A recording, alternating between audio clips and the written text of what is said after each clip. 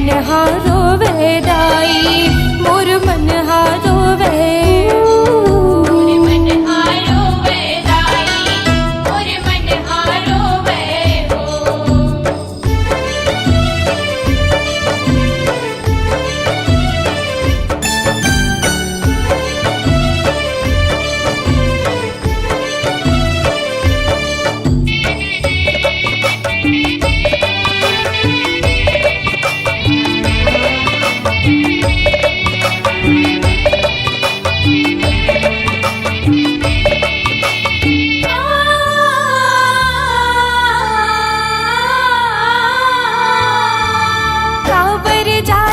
छोड़ के मोला दुख दोहरावा रोज की तोला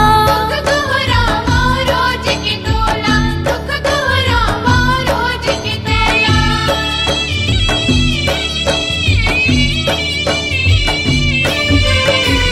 रोज की दाई तुर जस गावा सेवा करके बड़ सुख पावा सेवा करके बड़ सुख पावा सेवा करके बड़ सुख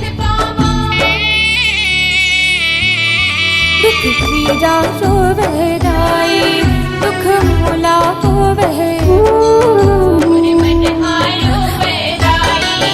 मोर मन हारो वे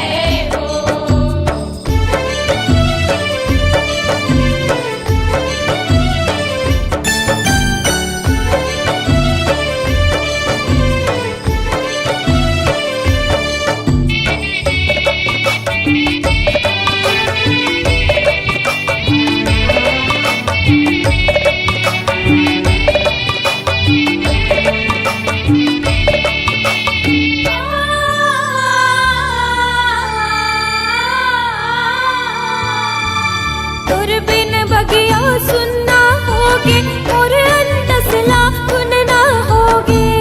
अंतसला गुनना होगे और अंतसला गुनना होगे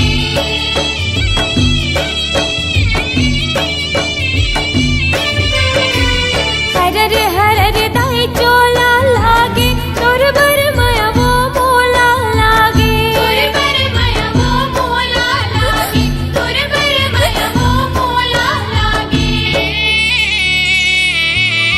तुर रहता जो है दाई मोर मन ला मोहे मोर मन हारो वेदाई मोर मन हारो वे तोर चरण लधोवे आंसू तोर चरण लधोवे वो तोर चरण लधोवे आंसू तोर चरण लधोवे वो मोर मन हारो वेदाई मोर मन हारो वे मोर मन हारो वेदाई मोर मन हारो वे